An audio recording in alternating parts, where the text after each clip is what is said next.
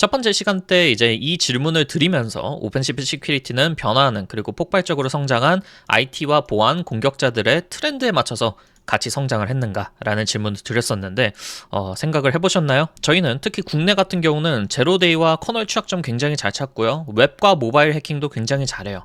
근데 왜 항상 우리는 사이버 공격을 당할까요? 물론 뭐 모든 나라들이 사이버 공격을 당하기는 합니다만은 왜 유독 우리나라는 사이버 공격을 좀 크게 당할까에 대해서 또 질문을 하나 더 남겨보도록 하겠습니다. 그래서 이제 국내 오펜시브 시큐리티의 양대 산맥이 있는데요. 바로 취약점 연구, 뭐 바이너리 익스플로이테이션, 뭐 리버싱도 살짝 들어가겠고요. 근데 대부분 바이너리 익스플로이테이션이죠. 그리고 vulnerability research, 그리고 웹과 모바일 모의 해킹이 있습니다. 그리고 이것들을 굉장히 잘 하시는 정보보안 전문가나 보안 리서처분들, 그리고 이제 화이트 해커분들이 굉장히 많으세요. 근데 여기에서 오케이, 알겠습니다. 그러면 지금부터 땡땡땡 회사를 한번 공격을 해보세요 라고 이제 요청을 하면서 공격에 필요한 모든 단계, 공격에 필요한 모든 툴, 페이로드, 스크립트를 만들고 실제 공격자들처럼 실제로 침투를 하고 내부망 장악을 하고 피버팅을 해서 데이터 유출까지 가능한 이런 실제 사이버 공격을 해주세요 라고 했을 때 그거 쉽죠, 뭐 이렇게 저렇게 하면 돼요 라고 얘기를 하지 말고 실제로 보여주는 사람이 몇이나 될까요? 많이는 없을 것 같습니다. 적어도 국내에는 많이는 없을 것 같아요.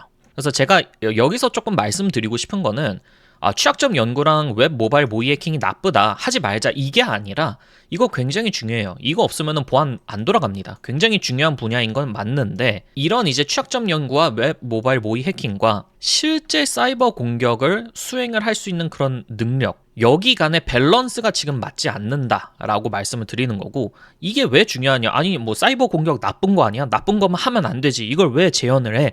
라고 말씀하시는 분들을 위해서 조금 추후에 또 설명을 드리겠습니다.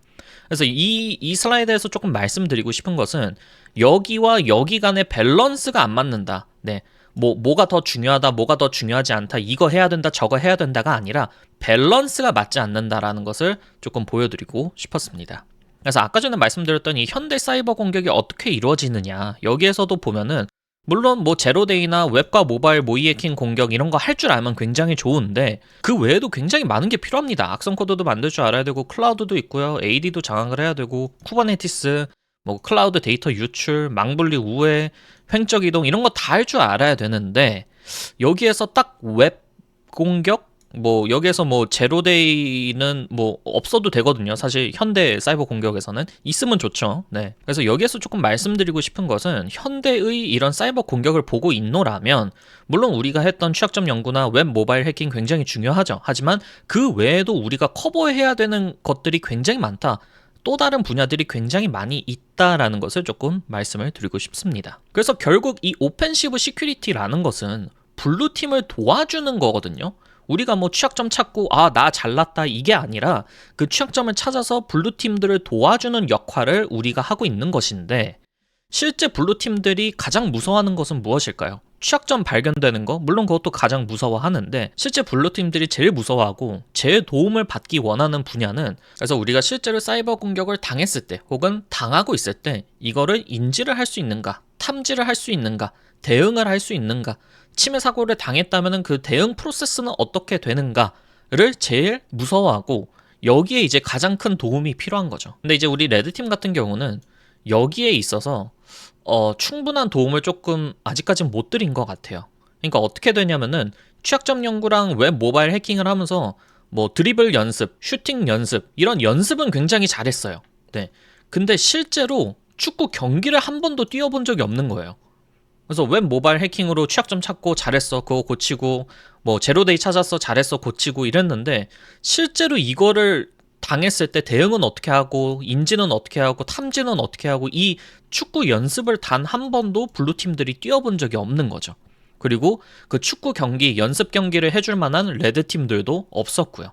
그렇기 때문에 블루팀은 단 한 번도 축구를 해본 적이 없는 거예요. 그래서 사이버 공격을 조금 많이 당하고 있지 않나 라고 생각이 됩니다. 그래서 이건 비단 뭐 취약점 연구가 나쁘다, 뭐 웹 모바일 해킹 하지 말자 이런 뜻이 아니라, 그리고 이거는 심지어 오펜시브 시큐리티가 뭐 문제가 있다 이것도 아니에요. 현재 보안의 한계가 명확합니다. 특히 국내 같은 경우는 체크리스트의 보안 그리고 인증심사 위주의 보안이 굉장히 많기 때문에 이 베이스라인을 구축하는 것은 굉장히 잘 해놨으나 네, 이 베이스라인, 이 체크리스트 밖에 있는 것들 있죠.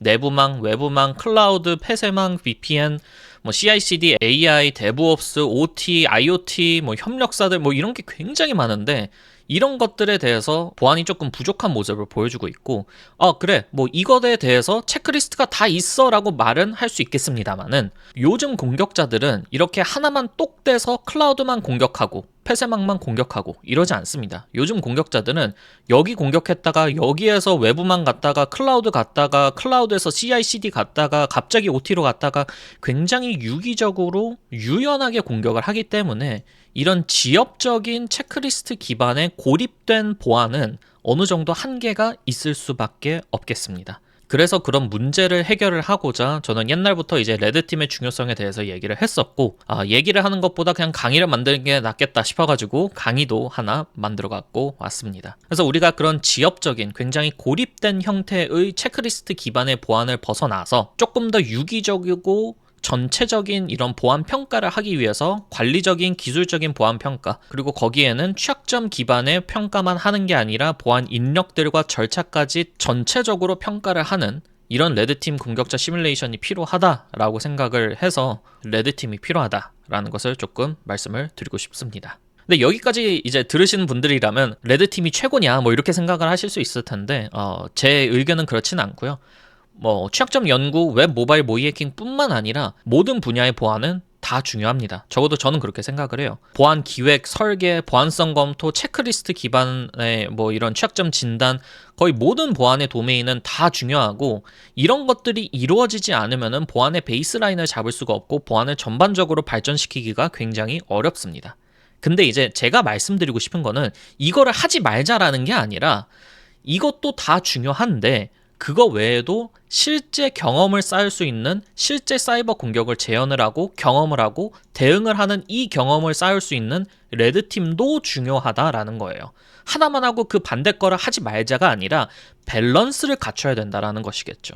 그래서 이런 것도 하면서 실제 대응 능력도 같이 기르자, 둘 다 하자 라고 하는 게 레드팀인 것이고 그것을 조금 이루고자 저희가 이 RTL이라는 강의를 만든 것입니다. 여기까지 레드팀의 개념에 대해서 잘 이해를 하셨다면 다음 영상으로 넘어가도록 하겠습니다.